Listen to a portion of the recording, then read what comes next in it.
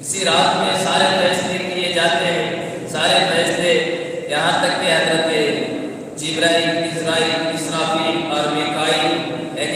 60 مقرب فرشتے ہیں، تمام فرشتوں سمیت انہیں بھی اپنے کام سونپ دیے جاتے ہیں کہ تمہیں کیا کرنا ہے، کس کی روح کو قبض کرنا ہے اور کس کی روح کو باقی رکھنا ہے، کون انسان دنیا میں کتنا کھائے گا، کتنا پیے گا، کس کو کتنا رزق پہنچانا ہے، یہ ساری چیزیں طے کر دی جاتی ہیں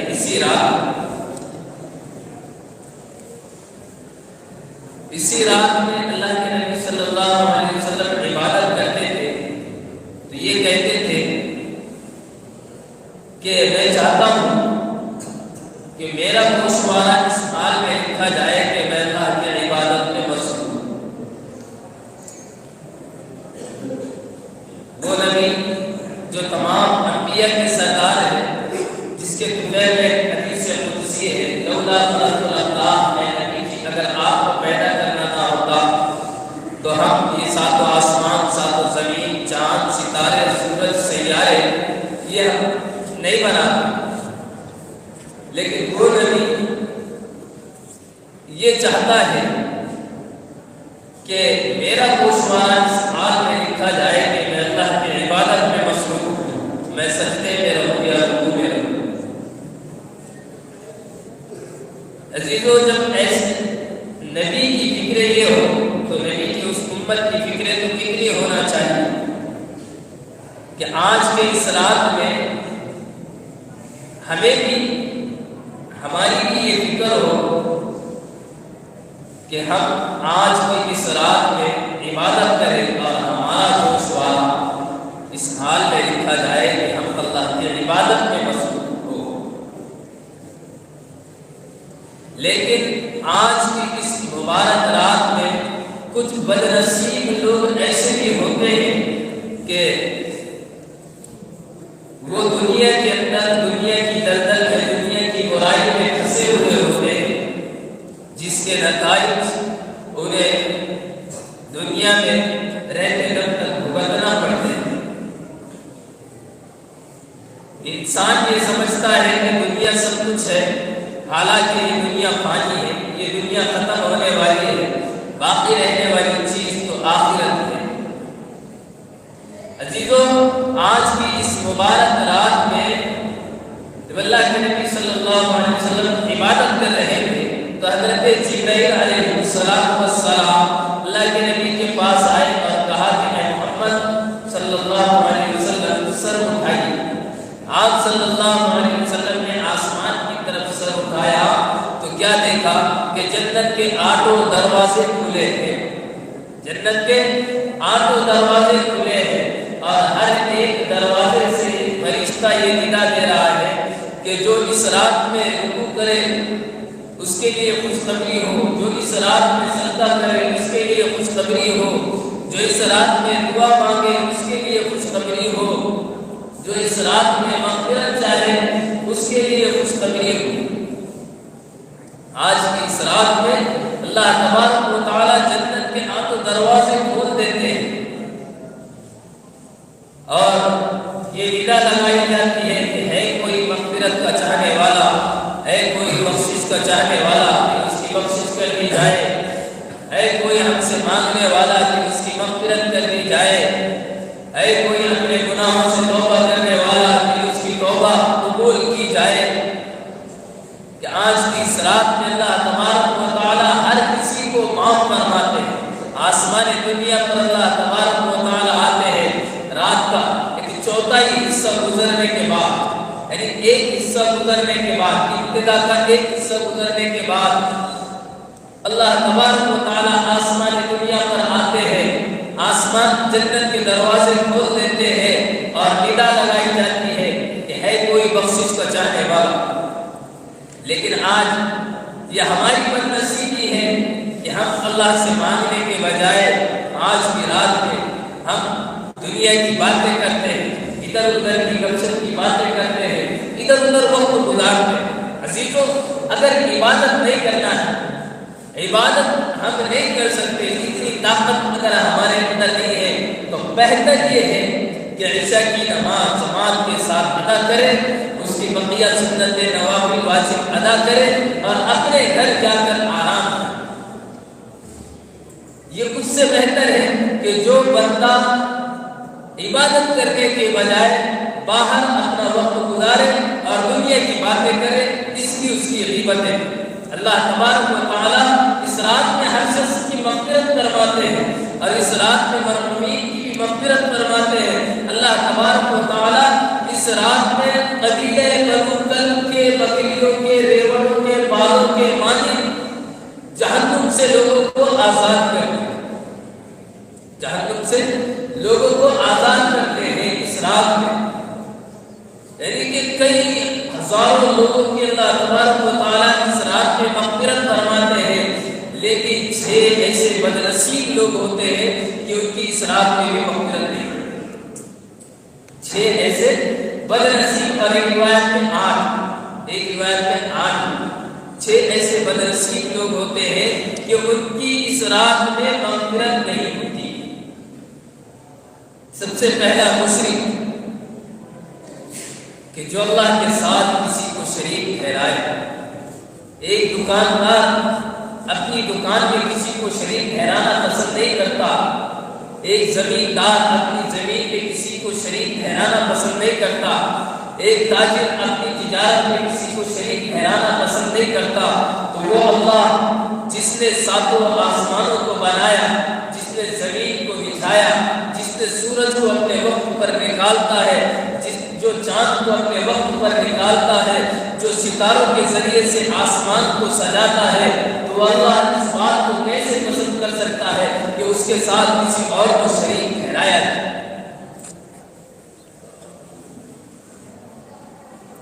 اللہ کے ساتھ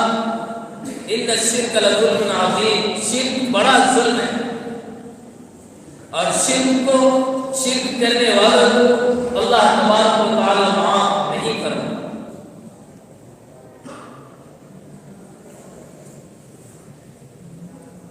زیادہ تفصیل کا یہ وقت نہیں ہے، ورنہ تو باتیں بہت ساری تھی عزیزو۔ پھر اس میں ایک دوسرا شخص اپنے والدین کی نافرمانی کرنے والا، جس طرح مشرک کی مغفرت نہیں ہوتی، شرک کرنے والے کی اللہ تبارک و تعالیٰ اس رات میں مغفرت نہیں فرماتے، ایسے ہی اپنے والدین کی نافرمانی کرنے والا کہ اللہ تبارک و تعالیٰ والدین کی نافرمانی کرنے والوں کی بھی مغفرت نہیں فرماتے۔ جو اپنے والدین کی نافرمانی کرتا ہے، دنیا اس پر تنگ کر دی جاتی ہے، دنیا میں ہی اس کو اس کا برائی کا بدلہ ملتا ہے، دنیا میں اسے مصیبت میں ڈال دیا جاتا ہے، دنیا کے دلدل میں اسے دھکیل دیا جاتا ہے۔ کوئی آدمی اگر اپنے والدین کی نافرمانی کرتا ہے تو گویا کہ دنیا میں وہ ذلیل ہوتا ہے اور آخرت میں بھی وہ ذلیل ہوتا رہے گا۔ اللہ تبارک و تعالیٰ نے والدین کے بارے میں قرآن میں فرمایا ہے کہ تم اپنے والدین کو اف بھی مت کہو،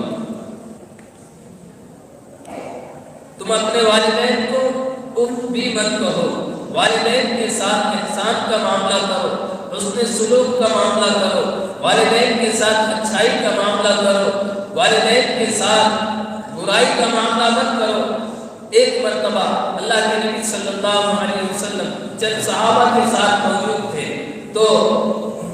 سامنے سے حضرت دائی حلیمہ جو اللہ کے نبی صلی اللہ علیہ وسلم کی رضائی ماں ہے، ان کو آتے دیکھا تو اللہ کے نبی نے اپنے جسم کی چادر کو اتارا اور چادر کو اتار کر زمین پر بچھایا، چادر کو اتار کر زمین پر بچھایا تو لوگ حیران ہوئے، صحابہ حیران ہوئے کہ یہ کون ہے کہ جس کے لیے اللہ کے نبی کی چادر کو بچھا دیا گیا، یہ کون ہے کہ جس کے لیے امام الانبیاء کی چادر کو بچھا دیا گیا ہے؟ تو پتہ چلتا ہے کہ یہ اللہ کے نبی کی رضائی ماں کہ جن کے لیے اللہ کے نبی نے اپنی چادر کو بچھا دیا ہے۔ ماں باپ کا مقام و مرتبہ پہچانے، ماں باپ کا مقام و مرتبہ بہت بڑا ہے، کوئی معمولی نہیں ہے۔ وہ انسان کبھی کامیاب نہیں ہو سکتا کہ جو اپنے ماں باپ کی نافرمانی کرتا ہے۔ ایک مرتبہ اللہ تبارک حضرت موسیٰ علیہ السلام نے اللہ تبارک و تعالیٰ سے کہا کہ جنت میں میرا رفیق کون ہوگا، میرا ساتھی کون ہوگا؟ تو اللہ کے نبی نے فرمایا ایک کسائی، گوشت بیچنے والا، ایک کسائی۔ تو حضرت اللہ نے فرمایا کہ ایک کسائی ہوگا، تو حضرت موسیٰ علیہ السلام کچھ حیران سے ہوئے کہ ایک کسائی میرا رفیق اور میرا ساتھی ہوگا، یہ کیسے ہو سکتا ہے؟ تو وہ نکلے اس کو تلاش کرنے کے لیے، اس کو تلاش کیا تو وہ ایک جگہ گوشت بیچ رہا، تو وہ اس کو دیکھتے رہے لیکن کوئی ایسا عمل نظر نہیں آیا کہ وہ جنت میں موسیٰ کا ساتھی بن سکے۔ پھر جب اس کا گوشت ختم ہوا اور تھوڑا سا گوشت اس کے پاس بچا تو اس نے اس گوشت کو اپنے تھیلی میں ڈالا، اپنے جھولے میں ڈالا اور وہ اپنے گھر پر گیا اور اس کو پکایا۔ موسیٰ علیہ السلام اس کے پیچھے گئے، اس نے اس کو پکایا اور پکا کر اپنی ماں کو کھلایا۔ اس نے اس گوشت کو پکا کر اپنی ماں کو کھلایا تو موسیٰ علیہ السلام نے دیکھا کہ یہاں پر بھی کوئی ایسا عمل نظر نہیں آیا، لیکن اس کی ماں کچھ بڑبڑا رہی ہے، وہ کیا ہے؟ یہ موسیٰ نہیں سمجھ سکے تو موسیٰ علیہ السلام نے کہا کہ تمہاری والدہ کیا کر رہی ہے، کیا بول رہی ہے، وہ کیا بات کر رہی ہے، کیا بڑبڑا رہی ہے؟ تو اس بیٹے نے اپنے ماں کی فریاد کے بارے میں کہا کہ میری ماں بوڑھی ہو چکی ہے اور یہ اللہ سے دعا کرتے رہتی ہے کہ اللہ جنت میں تجھے موسیٰ کا ساتھی بنا۔ اور بولے کہاں موسیٰ اور کہاں میں، یہ کیسے ہو سکتا؟ لیکن موسیٰ علیہ السلام کے دل میں یہ سوچا کہ یہ تو تیرے ماں کی دعا تھی کہ اللہ نے تجھے جنت میں میرا ساتھی بنا۔ اور جو ماں باپ کی نافرمانی کرتے ہیں تو دنیا میں ذلیل و رسوائی ہوتی، وہی سمجھتے ہیں کہ سب کچھ ہمارے پاس ہے، لیکن دولت کا ہونا کامیابی نہیں ہے، عزت کا ہونا کامیابی نہیں ہے، شہرت کا ہونا کامیابی نہیں ہے۔ کامیابی والدین کی خدمت کرو، ان کی خدمت کرو، ان کے حق کو پہچانو۔ مرد پر سب سے زیادہ اگر حق کسی کا ہے تو اپنے ماں باپ کا، مرد پر اگر سب سے زیادہ حق کسی کا ہے تو اپنے ماں باپ کا ہے، اور عورت پر سب سے زیادہ حق کسی کا ہے تو اپنے خاوند کا ہے۔ اس لیے والدین کی اطاعت ضروری ہے، والدین کی اطاعت کرو۔ وَقَضَىٰ رَبُّكَ أَلَّا تَعْبُدُوا إِلَّا إِيَّاهُ وَبِالْوَالِدَيْنِ إِحْسَانًا، کہ اللہ نے اپنی عبادت کے ساتھ جوڑا ہے کہ دنیا میں آنے کا جو ذریعہ ہے، تمام دنیا کو پیدا کرنے والا تو اللہ ہے، لیکن دنیا میں انسانوں کے آنے کا جو ذریعہ ہے وہ اس کے والدین۔ تیسرے قطع رحمی کرنے والا، قطع رحمی کرنے والا کہ آج کی رات میں ایک قطع رحمی کرنے والے کی اللہ تبارک و تعالی مغفرت نہیں کرتے ہیں، جو رشتوں کو توڑتے ہیں، جو رشتوں کو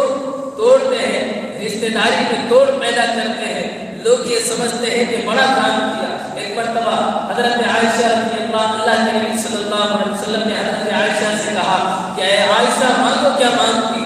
اے عائشہ مانگو کیا مانگتی ہو؟ تو حضرت عائشہ سوچ میں پڑ گئی کہ میں کیا مانگوں اللہ کے نبی سے، کہ آج جو میں کروں گی وہ مجھے مل جائے گا، لیکن میں مانگوں کیا؟ تو حضرت عائشہ سوچ میں پڑ گئی، پھر اللہ کے نبی سے کہا کہ اگر آپ اجازت دے دیں تو میں اپنے والد حضرت ابو بکر سے جا کر اس بارے میں مشورہ کروں، اس بارے میں مشورہ کروں۔ حضرت ابو بکر کے پاس حضرت عائشہ آئی اور حضرت عائشہ نے آ کر کہا کہ اللہ کے نبی صلی اللہ علیہ وسلم مجھ سے فرماتے ہیں کہ اے عائشہ مانگو کیا مانگتی ہو، پوچھو کیا پوچھتی ہو، میں اللہ کے نبی سے کیا مانگوں، میں اللہ کے نبی سے کیا پوچھوں؟ تو حضرت ابو بکر صدیق رضی اللہ تعالیٰ عنہ نے کہا کہ اے عائشہ اگر میں تم سے کہہ دوں تو کیا تم میرے کہنے کے مطابق اللہ کے نبی سے مانگ لو گی؟ کہا کہ ہاں مانگ۔ فرمایا کہ اللہ کے نبی سے جا کر پوچھو کہ اس رات یعنی شب معراج کی رات، یعنی شب معراج کی رات، کہ اس رات اللہ تبارک و تعالیٰ کی اور تمہارے درمیان جو بات ہوئی تھی اس میں سے ایک بات جو راز رہ گئی تھی وہ بات کیا تھی؟ وہ بات کیا تھی جو راز رہ گئی تھی؟ حضرت عائشہ آئی اللہ کے نبی کے پاس اور آ کر پوچھا تو اللہ کے نبی نے فرمایا کہ اے عائشہ یہ راز تھا، لیکن تم نے اس راز کو ظاہر کر دیا کہ جو بھی بندہ صلہ رحمی کرتا ہے، کیا فرمایا کہ جو بندہ صلہ رحمی کرتا ہے، رشتوں کو جوڑتا ہے، اللہ تبارک و تعالیٰ اس کو جنت میں داخل فرمائے گا۔ تو حضرت عائشہ نے آ کر یہ بات حضرت ابو بکر کو سنایا تو حضرت ابو بکر صدیق رضی اللہ تعالیٰ عنہ رو پڑے۔ تو حضرت ابو بکر کے رونے پر حضرت عائشہ رضی اللہ تعالیٰ عنہ نے پوچھا کہ آپ کیوں رو رہے ہیں؟ یہ تو صلہ رحمی پر اللہ جنت میں داخل کرنے والا ہے، پھر آپ کیوں رو رہے ہیں؟ کہا کہ عائشہ تم نے یہ دیکھا ہے کہ صلہ رحمی پر اللہ لوگوں کو جنت میں داخل کرے گا، لیکن وہ شخص جو قطع رحمی کرے گا، جو رشتہ داری کو توڑے گا، جو آپس میں پھوٹ پیدا کرے گا، جو دوستی میں دراڑ پیدا کرے گا، جو میاں بیوی میں دراڑ پیدا کرے گا، جو والدین میں دراڑ پیدا کرے گا، جو بھائی بھائی کے رشتے کو توڑے گا، بھائی بھائی سے الگ ہوگا، بھائی بہن سے الگ ہوگی، ماں باپ اپنے اولاد سے الگ ہوگی، جب یہ رشتے ٹوٹیں گے تو ان ٹوٹنے والوں کے رشتوں کا راستہ کون سا ہوگا؟ یہ تو جہنم میں جانے والا راستہ ہے، پتہ رہے جہنم میں لے جانے والا ہے۔ اس لیے عزیزو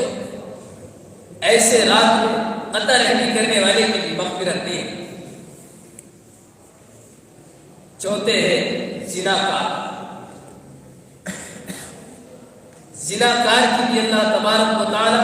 اس رات میں مغفرت نہیں کرتا کہ جو زانی ہے اگر زنا کی حالت میں موت آ جائے، بھلے سے وہ ایمان والا تھا، مسلمان تھا، کلمہ گو تھا، اللہ کو ماننے والا تھا، اللہ کے رسول کو ماننے والا تھا، لیکن زنا کاری کی حالت میں اگر اسے موت آ جائے تو وہ مسلمان نہیں کہلاتا، گویا کہ اس کی کفر کی حالت میں موت ہے۔ اور آج دنیا کی لذتیں اور دنیا کی چاہتوں کے پیچھے انسان ایسے بھاگ رہا ہے۔ عزیزو زنا کاری کہتے کسے کہ ایک مرد اور ایک عورت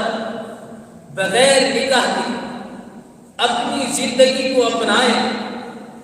اور اپنے آپ کا ملاپ پیدا کریں، اللہ اور اللہ کے رسول کے احکام کو توڑ کر اپنی زندگی کو گزاریں، ناحق طریقے سے ایک دوسرے کے حقوق ادا کریں، ناحق طریقے سے وہ اپنی زندگی جیے اور اپنی زندگی کو دنیا کی زینت بنانے کے لیے اپنے آپ کو لوگوں کے سامنے پیش کریں، دنیا کی زیب و زینت کو حاصل کرنے کے لیے اپنی زینت کو، اپنے آپ کو کھلے طور پر لوگوں کے سامنے پیش کریں۔ اور زنا کیا ہوتا ہے کہ زنا صرف ایک مرد کا ایک عورت کے ساتھ ملاپ کرنا ہی زنا نہیں، بلکہ زنا ہاتھوں کا بھی ہوتا ہے، زنا آنکھوں کا بھی ہوتا ہے، زنا پیروں کا بھی ہوتا ہے، پیر اس کی طرف چل کر جائے یہ پیروں کا زنا ہے، ہاتھ اس نے استعمال کیا یہ ہاتھوں کا زنا ہے، آنکھ اس نے دیکھا یہ اس کی آنکھوں کا زنا ہے۔ اور زنا کار کی بھی اللہ تبارک و تعالی اس رات میں مغفرت نہیں فرماتے، چاہے وہ زنا کار مرد ہو یا زنا کار عورت ہو۔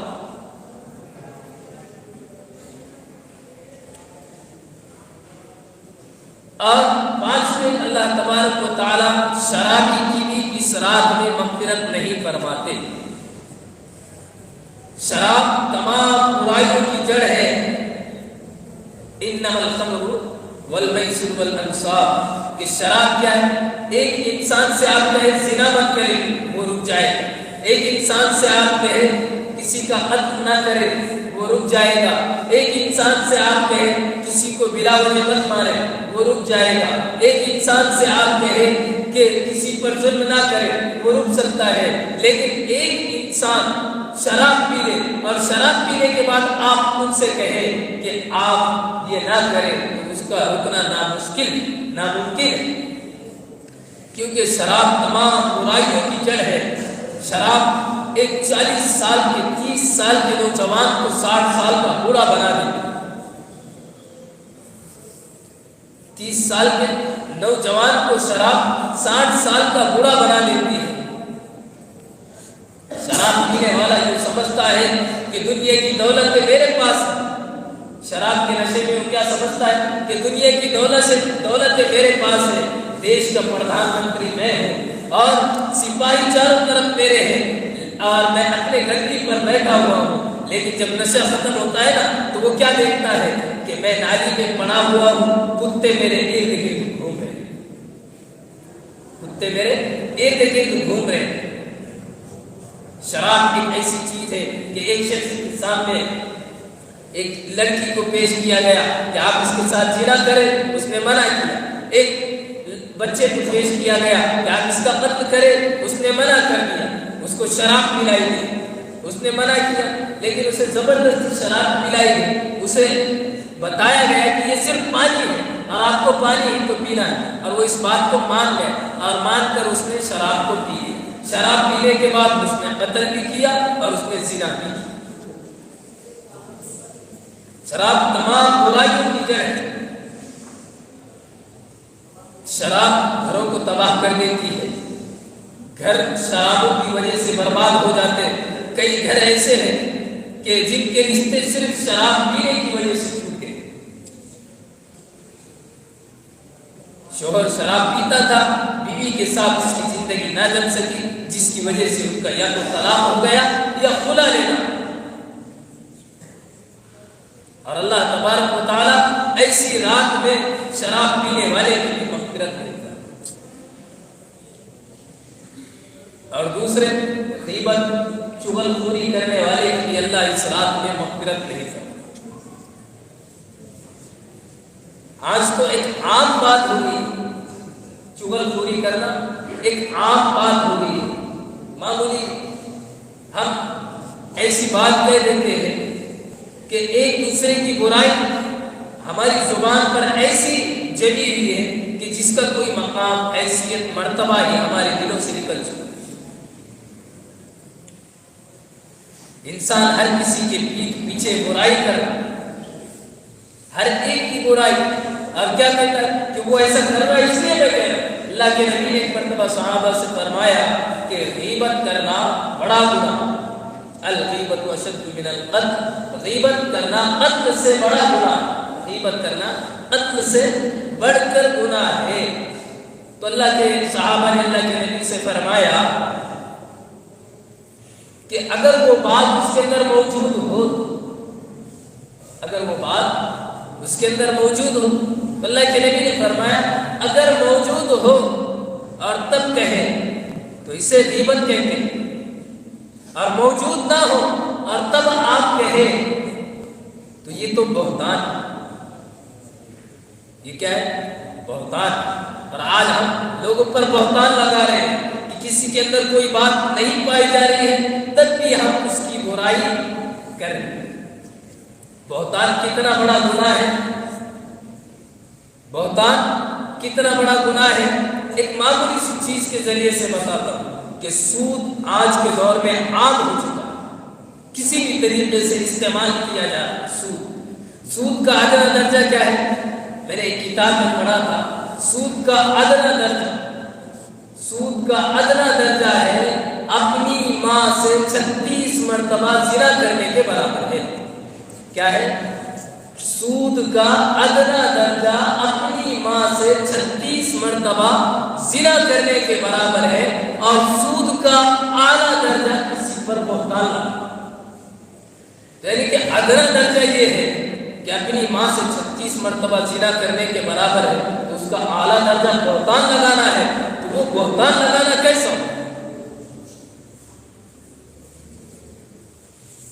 اور آج انسان یہ سمجھتا ہے کہ میں چغلی کر بھی کیا ہوں؟ بے گناہ ہوں۔ کسی کی غیبت کر بھی میں بے گناہ ہوں، کسی برائی میں ملوث ہو کر بھی میں بے گناہ ہوں۔ ایسے رات میں ان لوگوں کی مغفرت نہیں کی جاتی۔ اور مولانا الیاس محمد کی کتاب میں بھی لکھا ہوا ہے کہ جو بندہ ٹخنوں سے نیچے اپنا پینٹ پیجامہ یا ازار یا لنگی کچھ بھی پہنتا ہے تو اللہ اس کی بھی مغفرت نہیں کرتے۔ اس رات میں اللہ تبارک و تعالی اس کی بھی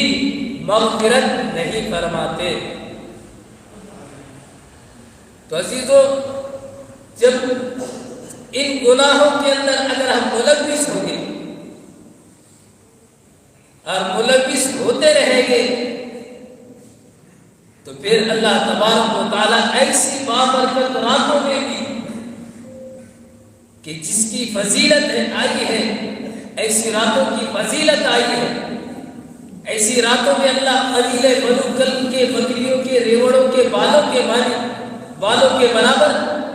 اللہ تبارک و تعالیٰ لوگوں کی مغفرت فرماتے ہیں، لیکن یہ لوگ ایسے وقت میں بھی محروم رہتے ہیں اللہ کی مغفرت سے، ایسے وقت میں بھی اللہ کی رحمت سے محروم رہتے ہیں، اللہ کی مغفرت سے محروم رہتے ہیں۔ اس لیے عزیزو، لیکن اگر کوئی بندہ ان 6-7 چیزوں میں ملوث ہے اور وہ دل کے اندر یہ عزم، ارادہ اور پکا ارادہ کرتا ہے کہ آج کے بعد میں کبھی اس گناہ کو نہیں کروں گا، چاہے وہ شرابی ہو، چاہے وہ زناکاری ہو، چاہے وہ مشرک ہو، چاہے وہ والدین کا نافرمان ہو، چاہے اپنے پیر پیجامے کو ٹخنوں سے نیچے پہننے والا ہو، چاہے وہ چغلخوری کرنے والا ہو، چاہے وہ غیبت کرنے والا ہو، اگر وہ اس رات میں یہ عزم مصمم ارادہ کر لے کہ میں آج کے بعد سے کبھی یہ گناہ نہیں کروں گا، تو اللہ تبارک و تعالیٰ اس کی بھی مغفرت فرما دیں گے۔ لیکن پورا پکا عزم مصمم ارادہ اس کا ہو کہ میں آج کے بعد کبھی کسی کی غیبت نہیں کروں گا، کبھی کسی پر بہتان نہیں لگاؤں گا، کبھی کسی پر چغلی نہیں کروں گا، میں آج کے بعد سے والدین کی عزت کروں گا، ان کا احترام کروں گا، ان سے ادب کے ساتھ بات کروں گا، ان کی نافرمانی نہیں کروں گا، ان کو جھڑکوں گا نہیں، انہیں اف بھی نہیں کہوں گا، تو اللہ تبارک و تعالیٰ ایسے بندے کو بھی اس رات میں مغفرت فرما دیتے ہیں۔ لیکن کب؟ جب وہ مکمل ارادہ کرے کہ میں آج کے بعد سے کبھی بھی ان گناہوں کے اندر ملوث نہیں ہوں گا۔ عزیزو، یہ رحمتوں والی، برکتوں والی، مغفرتوں والی رات اللہ تبارک و تعالیٰ نے ہمیں عطا کی۔ ایک مرتبہ حضرت عائشہ کہتی ہے کہ اس رات میں جب اٹھی اور میں مسجد نبوی کی طرف باہر نکلی تو میرا پیر اللہ کے نبی صلی اللہ علیہ وسلم کے ہاتھ پر پڑا، تو اللہ کے نبی صلی اللہ علیہ وسلم سجدہ کیے ہوئے تھے اور اللہ سے دعا کر۔ عزیزو، جس کی شفاعت کے بغیر جنت میں کوئی نہ جائے گا، جس کی شفاعت کے بغیر جنت میں کوئی نہ جائے گا، ایسا نبی کہ جس کے طفیل میں پوری کائنات کو سجایا گیا ہے، وہ نبی اللہ کے سامنے سجدہ ریز ہے اور اللہ سے اپنے مغفرت کی دعا طلب کرتا۔ ہمیں تو کتنی ضرورت ہے کہ ہم اللہ سے اپنے مغفرت طلب کریں، دعا کریں، اور ہم رات میں عبادتیں کریں، چاہے اجتماعی طور پر کوئی عبادت نہیں بلکہ انفرادی طور پر ہم چاہے صلاۃ التسبیح کی نماز پڑھیں، چاہے صلاۃ الحاجت کی نماز پڑھیں، چاہے صلاۃ التوبہ کی نماز پڑھیں، یا کوئی اور نفل نماز پڑھیں، یا قضاء عمری کہ جتنی نمازیں ہماری چھوٹی ہیں وہ نمازیں پڑھیں، کوئی بھی ہم نماز پڑھیں یا قرآن کی تلاوت کریں یا ذکر و اذکار کریں یا اللہ سے دعا کریں، کہ اللہ سے دعا کریں، ہم اللہ کے سامنے گڑ گڑائیں کہ اللہ ہم نے کس حال میں زندگی گزاری ہے، ہمیں کس حال میں زندگی گزارنا چاہیے تھا، اللہ تو رحیم و کریم ہے، 70 ماؤں سے زیادہ محبت کرنے والا ہے، اللہ تو کہتا ہے لا تقنطوا من رحمت اللہ، ہم تیری رحمت کی امید کے سائے میں تیرے سامنے بیٹھے ہیں، اللہ تو ہماری مغفرت کر۔ ہم اللہ سے دعا کریں کہ اللہ تو نے وحشی بن حرب کو ایمان سے نوازا، اس کو معاف کیا، تو نے ہندا کو ایمان سے نوازا، اس کو معاف کیا، تو نے ذوالکفل کو تو نے ایمان سے نوازا، اس کو معاف کیا، اے اللہ تو ہماری بھی مغفرت۔ آج کی رات اللہ سے ہم دعا کرے، دعا طلب کرے، خوب عبادتیں کرے اور اپنے آپ کا شمار نیک بندوں میں کرے۔ اپنے آپ کا شمار نیک بندوں میں اگر ہم کرنا چاہتے ہیں تو اس حال میں ہمارا گوشوارہ لکھا جائے، ہم یہ چاہتے ہیں کہ نیک بندوں میں ہمارا شمار ہو تو ہم اللہ کی عبادت میں مصروف ہوں۔ اور جو وقت گزاری کرنا چاہتے ہیں، باہر بیٹھے ہیں یا ادھر ادھر بیٹھے ہیں، تو میری تو ان سے خاص گزارش ہے کہ وہ گھر پر جا کر آرام۔ جو بندہ اگر اس رات میں بجائے عبادت کے باہر وقت گزاری کرتا ہے یا کوئی اور برائی میں ملوث ہوتا ہے تو بہتر ہے کہ وہ گھر جا کر آرام کرے۔ جو بندہ عشاء کی نماز پڑھے، اللہ سے دعا کرے اور وہ پورے نفل سنت واجب ادا کرے اور پھر فجر کی نماز بھی آ کر پڑھے تو اس کا بھی شمار اس رات میں عبادت کرنے والوں میں۔ لیکن وہ لوگ کہ جو عبادت تو کرتے ہیں کچھ وقت کے لیے، نماز پڑھی ہے انہوں نے آ کر، لیکن وہ باہر جا کر ادھر ادھر کی گپ شپ کر رہے ہیں، ادھر ادھر کی باتیں کر رہے ہیں، تو گویا کہ انہوں نے اس رات کی فضیلت کو اپنے ہاتھوں سے گنوا دیا۔ اس لیے ہم اس رات کے اندر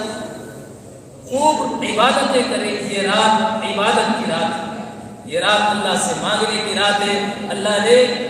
جنت کے 8 دروازے کھول دیے ہیں، جنت کے 8 دروازے کھول دیے۔ اللہ تبارک و تعالی آسمان دنیا پر ہے اور اپنے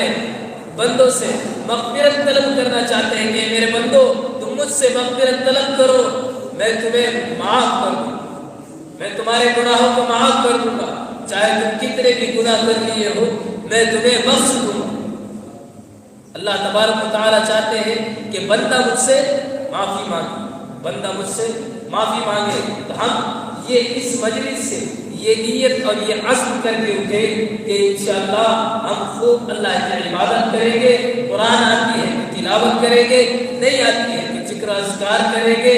نفل نمازوں کا اہتمام کریں گے یا قضاء عمری کا اہتمام کریں گے یا صلاۃ التسبیح کی نماز کا اہتمام کریں گے، اور پھر دعا اس کے ساتھ دعاؤں کا بھی اہتمام کریں گے سب انشاءاللہ۔ اللہ پاک